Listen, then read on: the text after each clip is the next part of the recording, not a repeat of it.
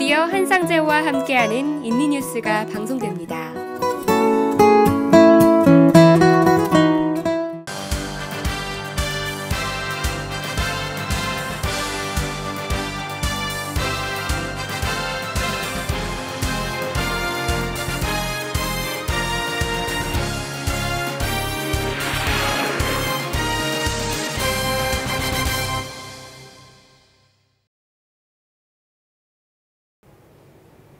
네, 여러분 안녕하십니까? 자카르타 한상재입니다.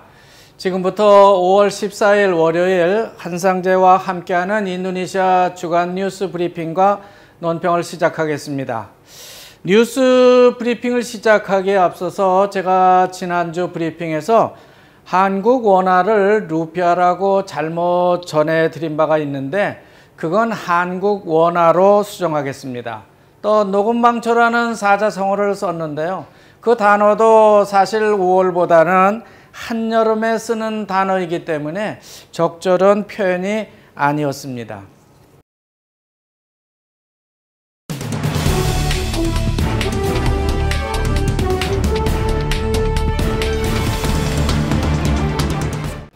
하여간 지난주 루피아 이슈를 다룬 요점은요. 우리나라의 경우 원화가 강세로 가고 있는 반면에 루피아는 계속해서 약세로 가고 있기 때문에 그 이슈를 전해드린 겁니다.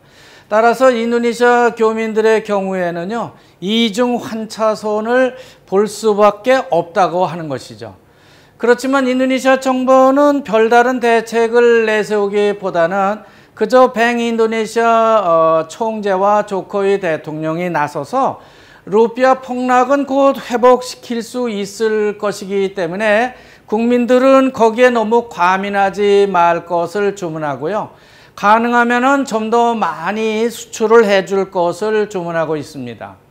문제는 중남미의 아르헨티나가 중앙은행의 이자를 40%까지 끌어올리고 IMF에 300억 달러 규모의 구제금융을 요청했다고 하는 것입니다. 이 외신 기사는 인도네시아에 투자하고 있는 외국 자본가들에게도 큰 영향을 미칠 것으로 그렇게 보여지고 있습니다. 거기다 미국이 이란 핵무기 합의국에서 탈퇴를 한다고 선언을 했기 때문에 중동 석유값도 오를 것이 뻔한 입장입니다. 그렇게 되면은 석탄값도 오르게 되고요. CPU 값도 덩달아 오르게 될 것입니다. 특히 인도네시아는 5월과 6월이 뿌아사와 하리라야 이들피트리 명절 기간에 해당되고 있기 때문에 생필품 물가마저 아주 자연스럽게 인상될 것으로 예상됩니다. 그러므로 인도네시아는 정부의 특단 대책이 없는 한 고공 인플레이션으로부터는 자유로울 수는 없다는 말씀을 드릴 수 있습니다. 하여간 지금 인도네시아 경제 여건은 그리 좋은 편은 아니라고 할 수 있겠습니다. 그렇다면 인도네시아 정치권은 어떻게 움직이고 있는지 정치권 뉴스부터 살펴보도록 하겠습니다. 인도네시아의 한 여론조사 기관이 조코위 대통령 후보보다 프라보우 수비안토 후보가 더 많은 지지를 받고 있다는 것으로 조사 결과가 나왔다고 그렇게 발표를 하고 있습니다. 신문은 이 여론조사 결과를 실으면서 조코위 대통령 드롭, 영어로 DROP죠. 브라보로 이동 중이라는 제목을 달고 있는 걸 볼 수 있습니다. 즉 조코위 대통령이 지난 대선 당시에 내걸었던 공약들을 수행할 능력이 없다고 느끼고 있는 그런 국민들이 대거 브라보우 수비안토 쪽으로 이동을 하고 있다고 하는 것이죠. 그러나 많은 국민들은 그 여론조사 결과를 믿지는 못하는 것 같습니다. 그런 가운데 PKS 당원들은 자카르타 모나스 광장에 모여서 대규모 군중 집회를 열고 조코위 대통령의 퇴진을 외치고 있습니다. 한편 브라보우 측과 한편을 먹고요.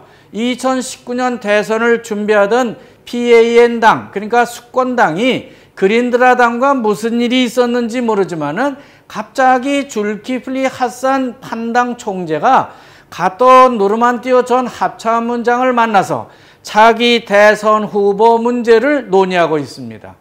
좀 성급한 생각이지만요. 그렇게 될 경우에 2019년 대선 전은 조코이 대통령 후보하고 브라보 후보 또 갓돈 누르만띠오 후보 이렇게 3파전으로 전개될 수 있는 공산이 커지고 있는 겁니다. 이렇게 야당 후보들이 둘이 나오게 된다고 하면요. 조코이 대통령은 쉽게 재선에 성공을 할 수 있을 것으로 그렇게 예상됩니다. 다음은 외신이 되겠습니다. 인도네시아 신문에 남북한 간의 평화가 구축된다고 하더라도 남한은 미군 철수를 요구하지 않을 것이라고 하는 한반도 관련 외신이 크게 전해지고 있습니다. 이런 외신이 아주 자세히 전해지는 이유는요. 문정인 대통령 특보가 미군 철수 가능성 문제를 한 외교 잡지에 거론했기 때문이라고 전해지고 있습니다. 한반도에서 미군이 철수할 수도 있다는 문정인의 글이 문제가 되었는지 문재인 대통령은 즉각 남북한이 평화체제로 간다고 해서 반드시 미군이 철수를 해야 한다는 것은 아니라고 서둘러서 진화를 했다는 기사도 함께 전해지고 있습니다. 지난주에도 한반도 평화 문제가 잠깐 다뤄지는 걸 봤습니다만 남북한 문제는 우리 한국 교민들에게도 아주 중요한 이슈가 아닐 수 없습니다. 따라서 가능하다면 한국 대사관이 한국 인도네시아 교민들에게 남북한 회담 결과하고 또 그 앞으로 나갈 방향에 대해서 좀 더 자세히 설명을 해줬으면 하는 생각을 전해봅니다. 특히 이때는 북한 교민들도 초청을 해서 같이 들어봤으면 좋다는 생각을 전해봅니다. 왜냐하면 판문점 회담 당시에 북한 정권은 북한 국민들에게는 정상회담 뉴스를 전해주지 않았다고 전해지고 있기 때문입니다. 남북한 교민이 판문점 회담 결과를 공유하게 되면요. 오는 8월 인도네시아에서 열리는 아시안 경기 때 남북한 교민들이 하나가 되기 쉬울 것으로 생각됩니다. 이어서 아시안 게임과 관련된 뉴스를 좀 더 살펴보도록 하겠습니다. 이제 자카르타 팔렘방 아시안 게임은 100일을 못 남겨놓고 그러니까 약 90일 이상을 남겨놓고 있습니다. 그렇지만 해결해야 할 문제들이 산적해 있는 게 사실이죠. 특히 자동차 1700대를 주차할 수 있는 공간 즉 스나얀 주차 건물 건설이 많이 지연되고 있는 것입니다. 그 밖에도 수상 스키라든지 스쿼시, 사격 등을 할 수 있는 비인기 종목 경기장들도 문제라고 전해지고 있습니다.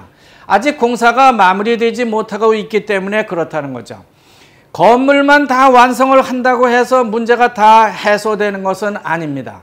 그 건물에 들어갈 카페라든지 식당 뭐 이런 것들이 갖춰져야 하기 때문에 그렇다는 겁니다. 그게 더 걱정이라고 신문은 말하고 있습니다. 따라서 2018년 자카르타 팔렘방 아시안 게임 프로모션은 점점 더 지연될 수밖에 없는 상황에 있습니다. 하지만 인도네시아 정부는 자카르타 팔렘방 아시안 게임을 전후해서 인도네시아의 풍부한 관광 산업을 적극 홍보해 보려고 노력하고 있습니다. 아시안 게임을 보러 오는 외국인들에게 인도네시아의 관광 자원을 적극 프로모션해 보자고 하는 것입니다. 조코이 대통령이 먼저 솔선수범하고 나섰습니다. 아시안 게임 로고를 프린트한 셔츠를 입고 시중에 일반 청년들과 함께 나선 겁니다.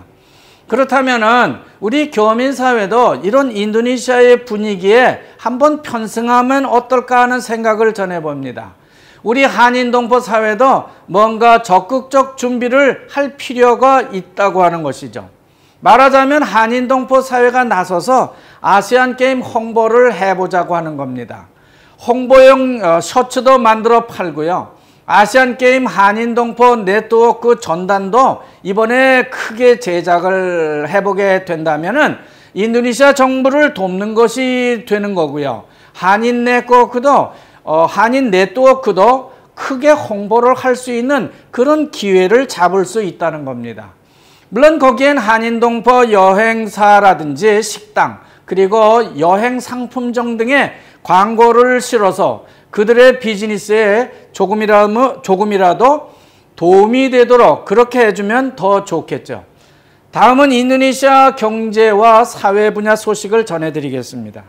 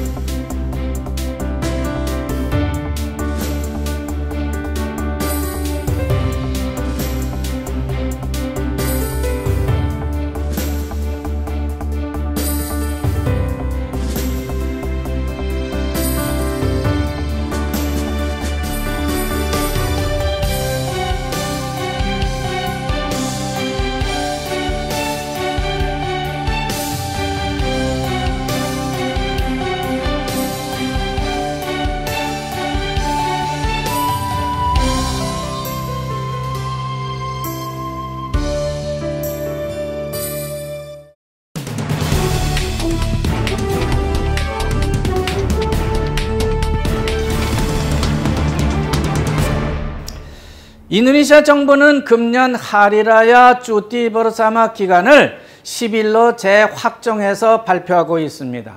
하리라야 휴가 기간이 너무 긴 것이 아니냐는 여론에 대해서 논의를 해본 결과 부정적인 측면보다는 긍정적인 면이 더 많다는데 장관들이 의견을 같이 했다고 하는 겁니다. 휴가 기간을 좀 더 길게 줄 경우에 비록 생산성은 떨어지게 될지 모르겠지만은 국민 소비를 더 진작시키지는 못할 것이기 때문에 금년 휴가 기간을 좀 더 길게 줘서라도 침체하고 있는 국민 소비 성향을 좀 더 진작시키는 것이 유리하다고 봤다는 겁니다. 따라서 10일 그대로 확정을 하겠다고 합니다. 그렇게 되면 금년 하리라야 휴가는 6월 8일부터 시작해서 20일까지가 되는 것입니다. 일정이 이미 확정된 이상 지금부터 한국 가는 휴가 티켓을 확보해 두는 것이 좀 저렴하게 구입하는 것이 아닐까 그렇게 생각됩니다. 인도네시아 국내산 정마늘 그러니까 바왕 메라가 되겠죠. 바왕 메라 가격이 수입산에 비해서 더 비싸기 때문에 시장에서 밀려나고 있다는 기사가 전해지고 있습니다. 참 이상한 현상이 벌어지고 있는 것이죠. 스마랑과 브레베스 시장에 가보면은 수입산 마늘이 11,000루피아에서 14,000루피아에 나와 있다고 하는 겁니다. 그러나 브레베스나 뻐말랑, 뜨갈, 끈달 같은 마늘 주산지를 가보면 이 지역에서 생산되고 있는 마늘이 킬로그램당 19,500루피아에서 23,000루피아까지 나가고 있다고 하는 겁니다. 무려 5,000루피아 이상의 거의 10,000루피아 정도까지 더 비싸게 팔리고 있는 겁니다. 따라서 농민들은 마늘 수입 금지 조치를 강력하게 요구하고 있습니다. 문제는 국내 마늘 생산 원가가 너무 높다거나 생산성이 낮기 때문에 나타나는 현상인데 그걸 수정하려고 노력하기보다는 무조건 수입 금지 주장만 외치는 것은 아닌지 좀 농민들이 돌아볼 필요가 있다는 생각을 해보게 됩니다.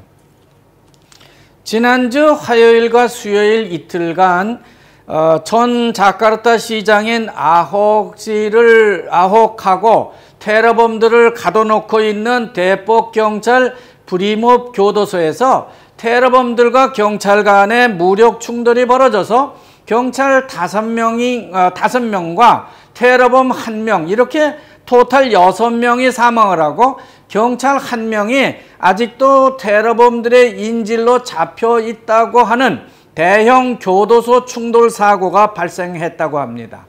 경찰 기동타격대가 정확한 사건 개요를 공식 발표를 하지 않고 있기 때문에 왜 그런 충돌 사고가 발생했는지 알 수는 없지만 SNS를 통해서 번지는 소문을 보면은 교도소 반입 음식 문제, 즉 사시 금지에 대한 문제라거나 휴대폰을 압수했기 때문에 그런 사고가 났다는 설이 가장 유력해 보이고 있습니다.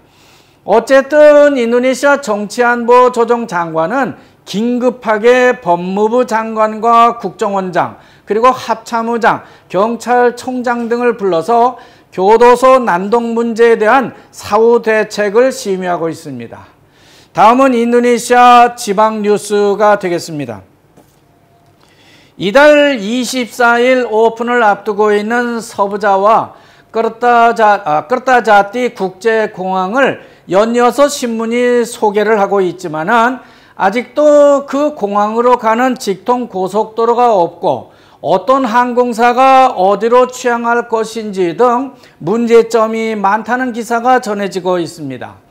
타식말라야 같은 도시에서 신공항까지 가려면은 직접 가는 고속도로가 없기 때문에 반둥에서 찌깜백까지 갔다가 거기서 다시 찌빨리 고속도로를 타고 동쪽으로 가야 하는데 그렇게 되면은 자카르타 공항으로 가는 게 더 가깝고 좋다고 하는 그런 지적이 나오고 있습니다. 그것은 신공항에 아직도 호텔이라든지 식당 등의 편의시설이 많지 않기 때문에 마젤랑가라든지 찌러번에 있는 호텔 등을 이용할 수밖에 없는데 그렇게 되면은 공항까지 1시간이나 더 가야 하는 그런 문제가 또 대두되고 있기 때문에 아주 불편하다고 하는 겁니다. 말하자면 서부자와 국제공항을 서둘러 짓기는 했지만 다른 준비가 너무 소홀했던 것이 아니냐는 그런 지적을 신문이 내놓고 있는 겁니다. 끝으로 지난 5월 1일 노동절 전국 노동조합 데모에서 인도네시아 노동자들이 주장했던 외국인 사용에 대한 오피니언이 전해지고 있는 걸 볼 수 있는데 그 내용을 좀 더 쉽게 풀이해 드리도록 하겠습니다. 인도네시아 노동자들이 전국 노동절 데모에서 대통령 2018년 20호의 폐지를 주장했지만 사실상 2018년 20호는 2014년에 발효된 72호보다 5개 항목에서 더 엄격하게 외국인 사용을 규제하고 있는 것으로 그렇게 해석이 되고 있습니다. 그 5개의 항목이라고 하는 것은 우선 이민국 서류가 완벽해야 하고 외국인 노동허가 연장 절차라든지 노동보장제도 그 외 보호 의무까지 규제를 하고 있기 때문이라는 겁니다. 예를 들면 2014년 72호는 외국인의 직종을 제한하지 않고 있는데 반해서 20호는 인사 관련 직종 등 특정 직종의 취업을 규제하고 있다고 하는 겁니다. 또 신청서의 회사 주소와 회사명, 직종과 노동 장소, 외국인 국가와 외국인 수를 기재하여야 하고 외국인을 써야 하는 이유, 직종이라든지 회사 직제상 그 외국인의 위치, 외국인 사용 기간과 그 외국인을 보조하게 될 인도네시아 현지인 보조를 둬야만 하는 의무 등을 기재하도록 했다고 하는 겁니다. 특히 현지인 보조가 누구인지 각서에 명시하도록 했다고 하는 것이죠. 또 LPTK, 즉 외국인 사용 계획서를 제출할 때 첨부 서류로서 사업 관련 서류 일체를 제출토록 했다고 하는 것도 들고 있습니다. 말하자면 설립이라든지 수정정관 일체를 제출해야 되고요.